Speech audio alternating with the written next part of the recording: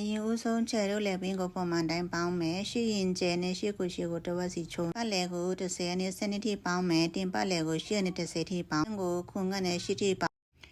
တင်ပတ်လေရှိနောက်ကိုကာပြီးတော့စက်ကူကိုဖြတ်မယ်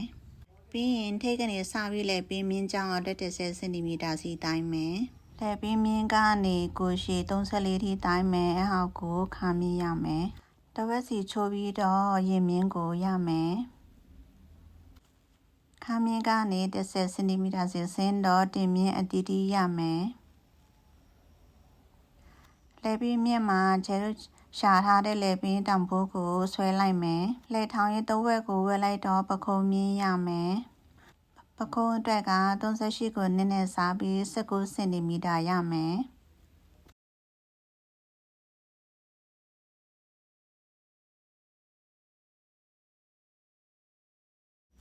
ပခုံးမြင်းကနေ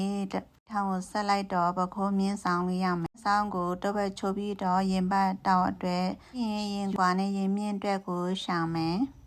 ကိုပွားအတွက်ပခုံးတောက်ကိုကျဲတို့2စင်တီမီတာပဲယူမယ်ကျဲတို့ပခုံးတောက်ကိုပိတ်ပြီးတော့ကွာဟသွားတဲ့ပခုံးမြင်းကိုပြန်ဆွဲမယ်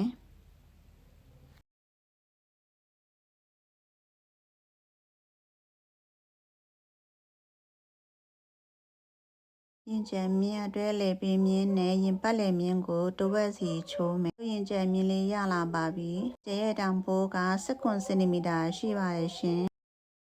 ပြီးရင်ရင်ပတ်လေအတွက်29ခွဲနဲ့တင်ပတ်လေအတွက်28စင်တီမီတာကိုဆွဲမယ်အမြင့်အတွက်တိကနေ5စင်တီမီတာစီဝင်မယ်ရင်တောက်အတွက်ကျိုင်းကနေခွန်ကနေ8စင်တီမီတာစီဆင်းလာကျိုင်းတောက်လေးရလာပါပြီပခုံးတောက်ကိုပိတ်ပြီးတော့ချဲတို့ကျိုင်းအောက်တောက်ကိုပြန်ခွာလိုက်မယ်ကူလေးနဲ့ပြန်ပိတ်ပြီးတော့တောက်အတစ်ကိုပြန်ဆွဲမယ်ရင်ပတ်အရမချွန်အောင်ရင်ထိတ်ပွိုင်းကနေချဲတို့3စင်တီမီတာကွာပြီးတော့ကျိုင်းတောက်အတွက်ကိုအတစ်ပြန်ဆွဲမယ်